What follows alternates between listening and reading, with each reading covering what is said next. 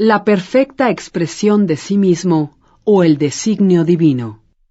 Ningún viento puede extraviar mi barca ni cambiar el curso de mi destino. Para todo hombre existe una perfecta expresión de sí mismo. Hay un sitio que él debe ocupar y que nadie podrá ocupar en su lugar. Hay cosas que él mismo debe hacer y que nadie podrá hacer por él. Ese es su destino. Esta idea perfecta, mantenida en el entendimiento divino, espera a que el hombre la reconozca, pues la facultad de la imaginación es una facultad creadora, necesaria para que el hombre perciba la idea antes de que ésta sea realizada. Así pues, el llamamiento más elevado que puede recibir el hombre se refiere al designio divino de su vida. Es posible que no se tenga ni la menor idea de ello, pero lo cierto es que puede tener profundamente escondido en sí mismo algún talento maravilloso. Su llamamiento deberá ser: Espíritu Divino, abre la vía para que se me manifieste el designio divino de mi vida. Que el genio que existe en mí sea liberado, que pueda comprender con toda claridad el plan perfecto. El plan perfecto comprende la salud, la fortuna, el amor y la perfecta expresión de sí mismo. Ahí está la cuadratura de la vida que trae consigo la felicidad perfecta. Después de haber hecho este llamamiento, grandes cambios pueden producirse en la vida de una persona, pues todos los hombres están lejos del designio divino. Conozco el caso de cierta persona que parecía como si un ciclón hubiera devastado todos sus asuntos, pero estos se reorganizaban rápidamente y nuevas y maravillosas condiciones no tardaban en sustituir a las viejas. La expresión perfecta de sí mismo no se manifestará nunca como una tarea ingrata, pero tendrá un interés tan absorbente que parecía como si se tratara de un juego. Aquel que se inicia a la verdad también sabe que al penetrar en el mundo donde Dios dirige las finanzas, la riqueza necesaria para su más perfecta expresión estará al alcance de su mano. Más de un genio ha tenido que pasar durante años por problemas financieros, pero aquellos que pronuncien la palabra con fe liberarán rápidamente los fondos necesarios. ¿Quieren ver un ejemplo de ello? Después de un curso, un estudiante acudió a verme y me enseñó 1 centavo. Entonces me dijo: «Solo tengo 7 centavos y le daré uno a usted, pues tengo fe en el poder de su palabra. Le pediré que pronuncie la palabra para mi perfecta expresión y mi prosperidad». Así pues, pronuncié la palabra y no volví a saber nada de él durante 1 año. Finalmente, regresó un día con aspecto de sentirse perfectamente feliz, en pleno éxito, con una cartera llena de billetes. Me dijo enseguida: «Después de que usted pronunciara la palabra, me apareció una oportunidad en un pueblo y encontré la salud, la felicidad y la riqueza». Para una mujer, la expresión perfecta puede venir del hecho de ser una esposa notable, una madre ideal, una ama de casa realizada, sin seguir necesariamente una carrera brillante. Pida directrices nítidas y el camino le será trazado, con facilidad y lleno de éxito. No debemos representarnos ni forjarnos una imagen cuando pedimos que el designio divino penetre en nuestra conciencia. Recibimos la clara inspiración y empezamos a ver cumplidas grandes cosas. Ahí está la imagen o la idea a la que es conveniente atenerse sin la menor vacilación. Aquello que el hombre busca, busca también al hombre. El teléfono buscó a Abel. Los padres jamás deberían imponer sus carreras o sus profesiones a sus hijos. Conociendo la verdad espiritual, ya que los primeros años de la vida del niño, o incluso antes de su nacimiento, deberían pronunciar la palabra para que se realice el plan divino. Un tratamiento prenatal debería hacerse de la siguiente manera: que Dios que está en este niño se exprese perfectamente, que los designios divinos para su espíritu, su cuerpo y sus asuntos se manifiesten durante toda su vida, durante toda la eternidad. Que la voluntad de Dios sea hecha y no la del hombre, según el modelo de Dios y no el del hombre. Este es el mandamiento que encontramos constantemente en las Sagradas Escrituras, y trata de la ciencia del espíritu y se enseña al hombre a liberar su alma, el subconsciente, de la esclavitud. Las batallas que se describen en la Biblia representan las luchas del hombre contra los pensamientos mortales. Los enemigos del hombre serán aquellos de su propia casa. Todo hombre es Josué, y todo hombre es David, que vence a Goliat, el pensamiento, el entendimiento mortal, gracias a una pequeña piedra blanca, la fe. Así, el hombre debe vigilar para no ser un mal servidor, que entierra su talento, para no servirse de aquellos dones que entrañan terribles penalidades. Con frecuencia, el miedo impide al hombre expresarse correctamente. El miedo ha atormentado a más de un genio. Pero el miedo puede superarse por medio de la palabra pronunciada o por el tratamiento.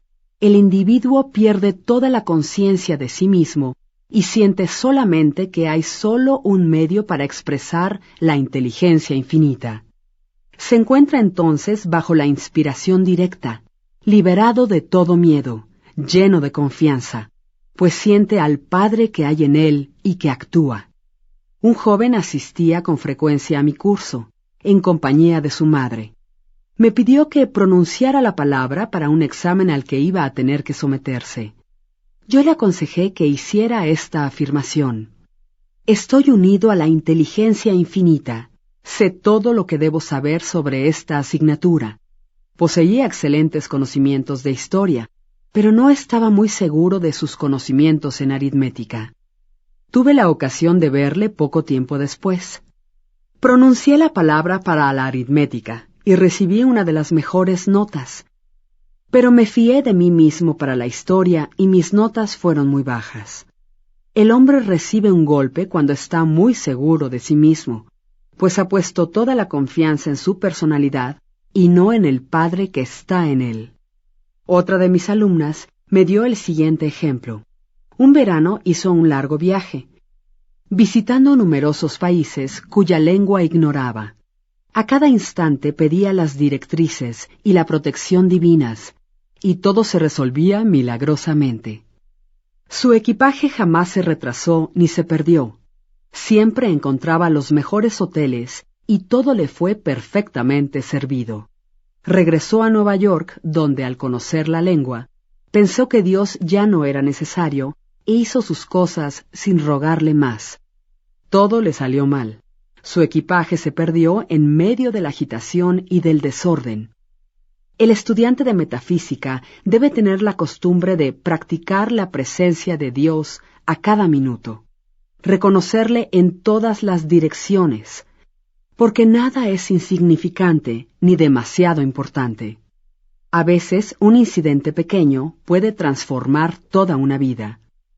Robert Fulton, que se hallaba mirando hervir dulcemente el agua en una tetera, se imaginó un buque transatlántico. He visto con frecuencia a un estudiante retrasar su demostración por su resistencia o bien porque él mismo quería elegir su camino. De esta manera, limitaba su fe y paralizaba la manifestación. Mis caminos y no tus caminos, ordena la inteligencia infinita. En el caso de cualquier clase de energía, ya se trate del vapor o de la electricidad, es necesario un instrumento que no ofrezca ninguna resistencia, y ese instrumento es el hombre. Constantemente, las Sagradas Escrituras le aconsejan al hombre que esté tranquilo. Oh Judá, no tengas miedo, pero mañana sal a su encuentro, pues el Señor estará contigo. No tendrás que combatir en esta batalla. Relájate, ten tranquilidad y contempla la liberación del Señor que está contigo. Así lo constatamos en el caso anterior en el que una señora recibió del propietario del inmueble donde vivía sus $2,000 cuando ella adoptó una actitud no resistente y de una fe imperturbable, y también en el caso de aquella otra, que ganó el amor del hombre al que amaba, cuando hubo cesado todo sufrimiento. El objetivo del estudiante en metafísica es el equilibrio, el dominio de sí mismo. El dominio de sí mismo es su fuerza, pues da a la fuerza Dios la posibilidad de fluir a través del hombre, a fin de actuar según su bien querer. Dueño de sí mismo, el estudiante piensa claramente y toma rápidamente las decisiones correctas. La suerte no le falta nunca. La ira altera la visión, envenena la sangre. Es la causa de enfermedades y de decisiones que conducen al desastre. La ira suele incluirse entre los pecados capitales, tanto en cuanto a sus reacciones como en sus efectos maléficos. El estudiante aprende que en metafísica la palabra pecado tiene un sentido mucho más amplio que aquel que se enseñaba antiguamente. Todo lo que es contrario a la fe es pecado. Se da cuenta de que el miedo y la inquietud son pecados mortales. Es la fe a la inversa, ya que por medio de imágenes mortales deformadas, provoca precisamente aquello que rechaza. Su trabajo consiste en rechazar a sus enemigos, más allá del subconsciente. Cuando el hombre esté exento del miedo, será perfecto. Pero como dijo Maeterlinck, el hombre tiene miedo de Dios. Así pues, tal y como hemos visto en los capítulos anteriores, el hombre no puede vencer el miedo más que enfrentándose a aquello que lo asusta. Cuando Josafat y su ejército se preparaban para salir al encuentro del enemigo, cantó: «Loado sea el Señor, pues su misericordia dura por toda la eternidad».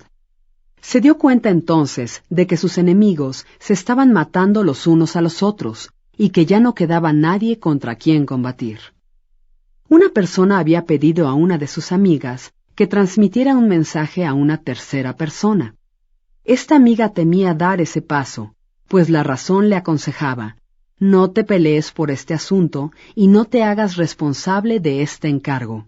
Se sentía bastante inquieta, a pesar de haber pronunciado su palabra. Finalmente decidió afrontar al león, e hizo un llamamiento a la ley de la protección divina. Se encontró entonces con la persona a la que debía comunicar el mensaje que se le había encargado. Abrió la boca para hacerlo así, y en ese mismo instante, esa otra persona le dijo: tal persona dejó el pueblo, lo que hacía inútil el mensaje que debía transmitir, puesto que la situación dependía de la presencia en el pueblo de aquella persona. Como quiera que sea, le había rogado que actuara, es decir, que no resistiera, y no se sintió obligada. Precisamente porque no tenía miedo, la situación embarazosa desapareció por sí sola. Los estudiantes retrasan a menudo su demostración, manteniendo la idea de que estaba incompleta. Deberían hacer la siguiente afirmación: en el Espíritu Divino todo está alcanzado, por lo tanto, mi demostración está completa, mi trabajo es perfecto, mi hogar es perfecto, y mi salud también es perfecta. Cualquier cosa que pidamos son ideas perfectas, archivadas en el entendimiento divino, y que deben manifestarse por la gracia y de una manera perfecta. Hay que dar las gracias por haber recibido en lo invisible y prepararse activamente para recibir en el plano visible. Otra de mis alumnas tenía la necesidad de hacer una demostración pecuniaria y acudió a verme para preguntarme por qué esta demostración no llegaba a producir un resultado. Quizá tenga usted la costumbre de no terminar aquello que emprende, y su subconsciente haya tomado la costumbre de no llegar a terminar las cosas. Tiene usted razón, me respondió ella. Empiezo a hacer muchas cosas que no termino jamás. Voy a entrar en mi casa y a terminar de hacer una cosa que empecé hace varias semanas. Estoy segura de que eso será el símbolo de mi propia demostración. Se dedicó a terminar esa tarea y al cabo de poco tiempo consiguió terminar el trabajo. Poco tiempo después, el dinero le llegó de una manera curiosa. Aquel mismo mes, su marido recibió una paga doble de su salario. Convencido de que se trataba de una equivocación, lo comunicó así a sus jefes, y éstos, debido a su honradez, Le dijeron que se lo quedara. Cuando el hombre pide con fe, no puede dejar de recibir, pues Dios crea sus propias vías. A mí, en ocasiones, me hacen esta pregunta. Suponga que se tienen varios talentos. ¿Cómo saber cuál de ellos elegir? Pida recibir una dirección clara y diga, Espíritu infinito, dame una indicación clara. Revélame cuál debe ser mi perfecta expresión. Enséñame cuál es el talento que debo utilizar actualmente. He visto a personas liberarse bruscamente de una tarea y encontrarse plenamente competentes con poco o casi ningún aprendizaje. Yo afirmo, estoy totalmente equipada para el plan divino de mi vida, y afronto sin miedo las ocasiones que se presentan. Ciertas personas dan voluntariamente, pero no saben recibir. Rechazan los regalos, ya sea por orgullo o por cualquier otra razón negativa, y agotan así sus fuentes, e invariablemente se encuentran un poco desprovistas de todo. Así, por ejemplo, a una señora que había donado mucho dinero, acudieron a ofrecerle una donación de varios miles de dólares. Ella la rechazó, diciendo que no tenía necesidad. Poco después, sus finanzas se encontraron con problemas y la mujer tuvo que endeudarse exactamente por aquella misma cantidad que se le había ofrecido. Es necesario recibir con gracia el pan que nos viene sobre las aguas. Libremente usted ha dado, libremente debe recibir. El equilibrio entre dar y recibir existe siempre, y aunque el hombre debe dar sin esperar nada a cambio, viola la ley aquel que no acepta aquello que le ofrecen, pues todo viene de Dios, y el hombre no es más que su canal. No se debe tener jamás un pensamiento de penuria con respecto a aquel que da. Por ejemplo, cuando el oyente del que ya he hablado me entregó su centavo, yo no pensé, pobre hombre, no está en condiciones de darme este centavo. Lo he visto rico y próspero, recibiendo su parte de la abundancia que existe. Fue ese pensamiento el que le indujo a actuar como lo hizo. Si no se sabe recibir, es necesario aprender, y para hacer brotar las fuentes, saber aceptar lo que se nos ofrezca, aunque solo sea un sello. El Señor ama tanto a aquel que sabe recibir como al que sabe dar. Con mucha frecuencia se me ha preguntado por qué un hombre nace rico y saludable y otro pobre y enfermo. Allí donde se produzca un efecto, hay siempre una causa. El azar no existe. Esta cuestión encuentra su respuesta en la ley de la reencarnación. El hombre pasa por numerosas vidas, por numerosas muertes, antes de conocer la verdad que le permite ser libre. Se siente atraído hacia la tierra a causa de sus deseos anteriores insatisfechos, para pagar sus deudas kármicas o para cumplir con su destino. Por lo tanto, aquel que nace rico y saludable mantuvo en su subconsciente, en el transcurrir de su vida anterior, las imágenes de riqueza y de salud, mientras que aquel que está enfermo y pobre creó las imágenes de enfermedad y pobreza. En cualquier plano que esté, el hombre manifiesta la suma total de las convicciones de su propio subconsciente. Sin embargo, el nacimiento y la muerte son leyes establecidas por los hombres, pues el pago del pecado es la muerte, la expulsión de Adán de la conciencia por haber creído en dos poderes, el bien y el mal. El hombre real y el hombre espiritual no conocen el nacimiento ni la muerte. Él jamás nace y jamás muere, sino que está en el comienzo y estará siempre. Así pues, por el conocimiento de la verdad, el hombre se libera de la ley del karma, del pecado y de la muerte, y manifiesta al hombre creado a imagen de Dios y según su semejanza. Su liberación se produce cuando ya ha cumplido su destino, haciendo surgir la manifestación del designio divino de su vida. Su Señor le dirá, «Está bien, buen y leal servidor. Tú has sido fiel en unas pocas cosas, yo te restableceré en muchas, incluyendo la muerte misma. Entra en el gozo de tu Señor, la vida eterna». Negaciones y afirmaciones. Tú decretarás una cosa y ella te será dada. Todo el bien que debe manifestarse en la vida de un hombre es ya un hecho cumplido en el entendimiento divino. Para actuar, Él espera que el hombre le reconozca o pronuncie la palabra, o sea, que es el mismo hombre quien debe decretar para que la idea divina se manifieste en su plenitud, ya que con frecuencia decreta por sus vanas palabras el pecado y la tristeza. Es de la misma importancia que se pronuncien correctamente las peticiones, como ya se indicó en el capítulo anterior. Si se desea un hogar, amigos, una posición o cualquier otra cosa buena, es necesario pedir la selección divina. Por ejemplo, Espíritu infinito, abre las vías que conducen a mi verdadero hogar, mis verdaderos amigos, mi verdadera posición. Yo te agradezco que se manifieste ahora mismo, por la gracia y de una manera perfecta. El fin de la afirmación es de una importancia capital. Por ejemplo, una de mis conocidas pidió $1,000. Su hija fue víctima de un accidente y recibió $1,000 de indemnización, o sea que ella recibió lo que había pedido, aunque de una manera no perfecta. El pedido debe ser hecho de la manera siguiente. Espíritu infinito, yo te ruego que los $1,000 que me pertenecen por derecho divino sean liberados ahora mismo y me lleguen por la gracia de una manera perfecta. A medida que se desarrolla su conciencia de la riqueza, es conveniente precisar que las enormes sumas de dinero que nos pertenecen por derecho divino lleguen hasta nosotros por la gracia y por los medios perfectos.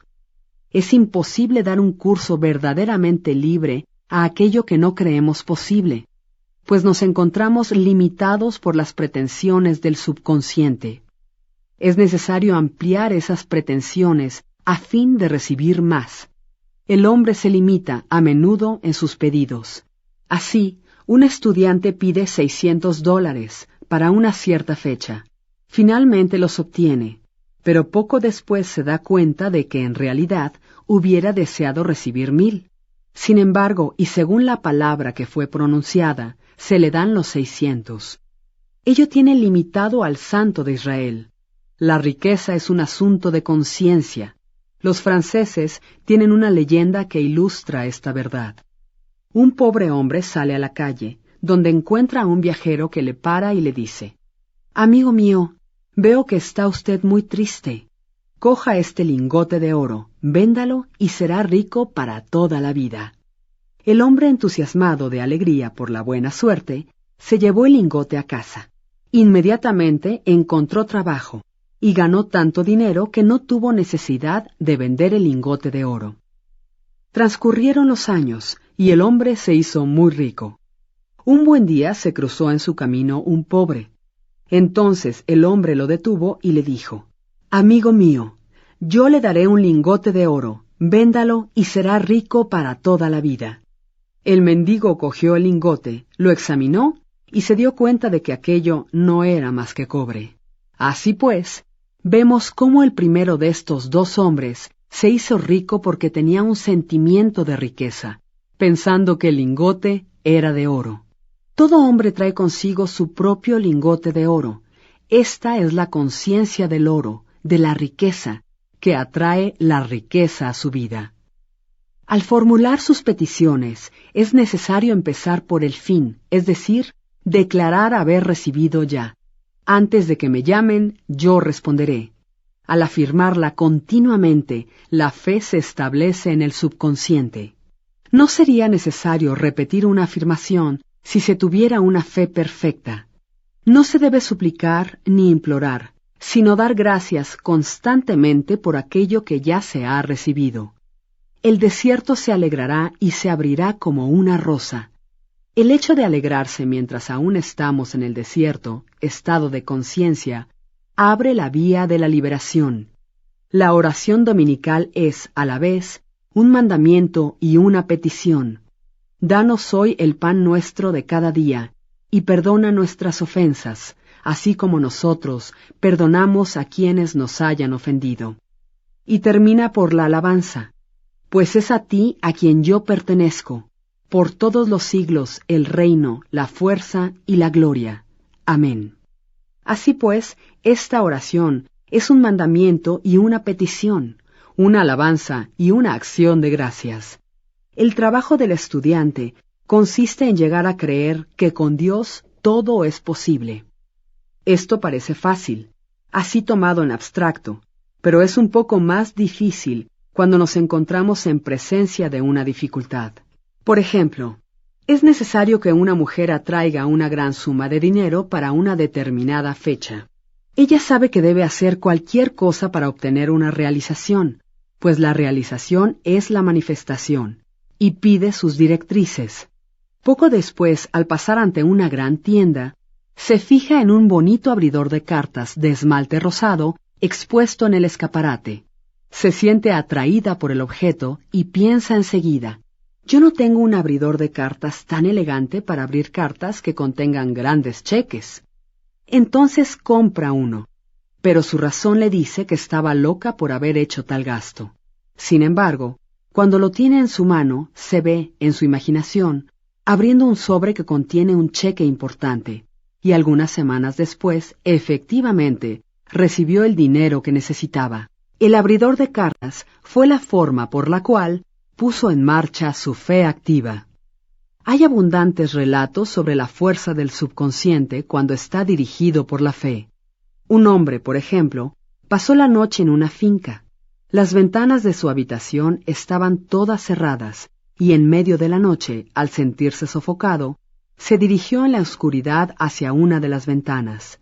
No logró abrirla y rompió con el puño el cristal de la ventana. Después de eso, pasó una noche excelente. A la mañana siguiente, se dio cuenta que solo había roto los cristales de la estantería de libros, mientras que la ventana había permanecido cerrada durante toda la noche. Él estaba buscando el oxígeno y pensaba solamente en el oxígeno. Cuando un estudiante empieza a hacer demostraciones de la ley espiritual, jamás debe volver atrás. Aquel que vacila no piense que recibirá lo que es del Señor. Un estudiante negro dijo un día una cosa maravillosa: cuando pido cualquier cosa al Padre, soy categórico y digo: Padre, no aceptaré menos de lo que pido, sino en todo caso más. Así, el hombre no debe transigir nunca. Una vez que haya hecho lo necesario, mantenga su posición. A veces, este es el momento más difícil de la demostración. Constantemente, nos sentimos tentados a abandonar, retrasarnos, transigir. No se olvide que también sirve aquel que no hace sino esperar tranquilamente. Las demostraciones se realizan a menudo en la 11ª hora, pues entonces el individuo se relaja, es decir, deja de razonar, y es en ese momento cuando la inteligencia infinita puede actuar. Los deseos sombríos reciben una respuesta sombría, y los deseos violentos reciben una respuesta violenta o tardan en realizarse. Una señora me preguntó por qué perdía o se olvidaba frecuentemente de sus gafas. Al analizar la cuestión, descubrimos que ella decía a menudo a los demás y a sí misma, molesta: me gustaría librarme de estas gafas, y su deseo impaciente se realizaba violentamente. Tendría que haber pedido una visión perfecta, pero no registraba en su subconsciente más que el deseo de librarse de sus lentes, así que continuamente los olvidaba o los perdía. La dualidad de la actitud del espíritu provoca las pérdidas, las depreciaciones, como fue el caso de la persona que no apreciaba a su marido, o bien el miedo de la pérdida, que crea en el subconsciente la imagen de las pérdidas. Cuando el estudiante llegue a liberarse de su problema, es decir, a entregar la carga, solo entonces obtendrá una manifestación instantánea. Una señora estaba en la calle, en medio de un violento aguacero, y su paraguas se dio la vuelta. Tenía que hacer una visita a unas personas que no conocía, y no quería llegar allí con un paraguas roto. Por otra parte, tampoco podía tirarlo, pues no le pertenecía. Desesperada rogó: «Oh Señor, hazte cargo de este paraguas. Yo no sé qué hacer con él». Un instante después, una voz le dijo: «Señora, ¿quiere que le arregle el paraguas?». Un reparador de paraguas se encontraba a su lado. Ella se apresuró a aceptar su oferta. El paraguas fue arreglado mientras ella se marchaba para realizar la visita que tenía que hacer. Al regresar encontró un objeto prácticamente nuevo. Hay siempre al alcance de nuestras manos un reparador de paraguas. Cuando no sabemos qué hacer con el paraguas, es decir, con la situación que nos preocupa, tenemos que ponerlo en las manos de Dios. Una negación debe ir siempre seguida por una afirmación. Ya era tarde, por la noche, cuando me llamaron por teléfono para tratar a un hombre al que jamás había visto. Él estaba aparentemente muy enfermo. Yo le dije, niego esta apariencia de enfermedad, es irreal y por lo tanto no puede registrarse en su subconsciente. Este hombre es una idea perfecta del entendimiento divino, pura sustancia de la perfección. A la mañana siguiente el hombre se sentía mucho mejor, y al día siguiente ya se encontraba lo bastante bien como para reanudar sus actividades. En el entendimiento divino no hay tiempo ni espacio. Por lo tanto, la palabra alcanza instantáneamente su destino y no vuelve vacía. Yo he tratado enfermos que se encontraban en Europa y los resultados fueron inmediatos. Me preguntan a menudo cuál es la diferencia entre la imaginación y la visión, visualizar y ver. Imaginar es un proceso mental gobernado por la razón o por la conciencia. La visión es un proceso espiritual gobernado por la intuición o por el superconsciente. El estudiante debe entrenar su espíritu a recibir la inspiración y a realizar estas imágenes divinas mediante directrices claras, hasta que un hombre no sea capaz de decir, no deseo otra cosa que aquello que Dios quiera para mí. Sus deseos erróneos no se borrarán de su conciencia y el maestro arquitecto, Dios en él, no le dará planes nuevos. El plan de Dios para todo hombre sobrepasa las restricciones del razonamiento. Eso siempre es la cuadratura de la vida que contiene la salud, la fortuna, el amor, la expresión de sí mismo más perfectas. Más de un hombre se construyó en su imaginación una casa de campo cuando debería construirse un palacio. Si el estudiante intenta forzar la demostración por la razón, eso mismo la mata. Yo apresuraré las cosas, dijo el Señor. El hombre debe dejarse llevar por la intuición o por directrices bien definidas. Repósate en el Señor y espera con tranquilidad. Fíate de Él y te satisfará. He visto actuar a la ley en condiciones extremadamente asombrosas. Por ejemplo, una estudiante me dijo que le era necesario obtener $100 para el día siguiente. Los necesitaba para pagar una deuda, así que era de una importancia vital que se los procurase. Yo pronuncié la palabra, declarando que el espíritu jamás se retrasa y que la riqueza está siempre al alcance de las manos. Esa misma noche, la joven me llamó por teléfono para comunicarme que se había producido el milagro. Tuvo la idea de examinar los papeles que estaban en su caja fuerte del banco. Antes de verificar sus documentos, encontró en el fondo de la caja un billete nuevo de $100. Se quedó muy sorprendida y, según me dijo, estaba segura de no haberlo olvidado allí, pues verificaba a menudo aquellos papeles. Puede ser que esto fuera una materialización, como la que Jesús efectuó con los panes y peces. El hombre alcanzará el estado en el que la palabra se hace carne, es decir, en el que se materializará instantáneamente. Los campos prestos para la cosecha se manifestarán inmediatamente como todos los milagros de Jesucristo. Únicamente el nombre de Jesucristo tiene una fuerza formidable. Él representa la verdad manifestada. Él declaró, todo lo que pidáis a mi Padre en mi nombre, Él os lo dará. La fuerza de este nombre eleva al estudiante hasta la cuarta dimensión, allí donde se encuentra liberado de todas las influencias astrales y psíquicas, y donde se convierte en alguien no atado por ningún condicionante, en alguien absoluto, del mismo modo que Dios no se ve atado por nada y es absoluto.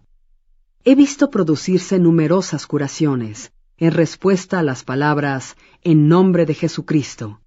Cristo fue a la vez persona y principio, y el Cristo que hay en cada hombre es su propio Redentor y su Salvador. El Cristo interior es el yo de la cuarta dimensión, el hombre hecho a la imagen de Dios y según su semejanza. Es el yo soy, que no conoce el pecado ni la enfermedad ni el sufrimiento, que no nació jamás y jamás murió. Es la resurrección y la vida en cada hombre. Nadie vendrá al Padre sino a través del Hijo.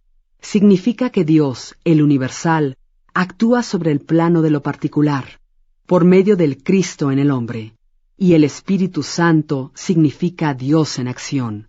Así, cotidianamente, el hombre manifiesta la Trinidad del Padre, del Hijo y del Espíritu Santo. Debería pensar en alcanzar la perfección de un arte.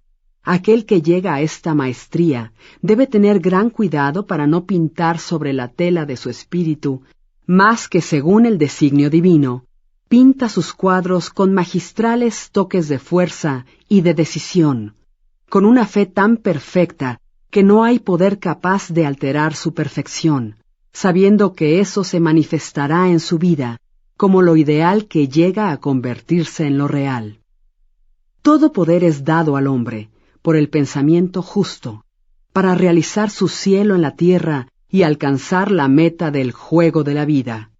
Sus reglas son la fe exenta de miedo, la no resistencia y el amor. Cada uno de nuestros lectores puede ser liberado de aquello que lo mantuviera prisionero durante tantos años, separándolo de lo que le pertenecía. Además, puede conocer la verdad que lo hará libre. Libres para cumplir su destino, para provocar la manifestación del designio divino que hay en su vida, la salvación, la riqueza, el amor y la expresión perfecta de sí mismo. Véanse a sí mismos, transformados a través de la renovación de su espíritu. Afirmaciones. Para la prosperidad. Dios es mi riqueza infalible, y grandes sumas de dinero vienen rápidamente a mí, por la gracia y los medios perfectos. Para condiciones armoniosas. Todo plan que mi Padre Celestial no haya concebido se desagrega y se disipa, y el plan divino se manifiesta. Para condiciones armoniosas. Solo aquello que es verdad de Dios es verdad para mí, pues yo y el Padre somos uno. Para la fe. Como yo soy uno con Dios, no soy más que uno con mi bien, pues Dios es a la vez el dador y la dádiva. Yo no puedo separar al dador de la dádiva. Para condiciones armoniosas. El amor divino desagrega y disipa ahora todo estado discordante en mi espíritu, en mi cuerpo y en mis asuntos. El amor divino es el más poderoso químico del universo y disuelve aquello que no es él mismo. Para la salud. El amor divino inunda mi conciencia de salud y cada una de las células de mi cuerpo de luminosidad. Para la vista. Mis ojos son los ojos de Dios. Yo veo con los ojos del Espíritu. Veo claramente la vía abierta. No hay obstáculo en mi camino. Veo claramente el plan perfecto. Para las directrices. Yo soy divinamente sensible a mis directrices intuitivas y obedezco instantáneamente a tu voluntad. Para los oídos. Mis oídos son los oídos de Dios. Escucho con los oídos del Espíritu. Yo soy no resistente y estoy dispuesto a dejarme conducir. Yo oigo. Para el trabajo. Tengo un trabajo maravilloso, divinamente dado. Doy de mí lo mejor y estoy muy bien pagado, para estar liberado de toda esclavitud. Yo entrego esta carga al Cristo que hay en mí y sigo adelante libre.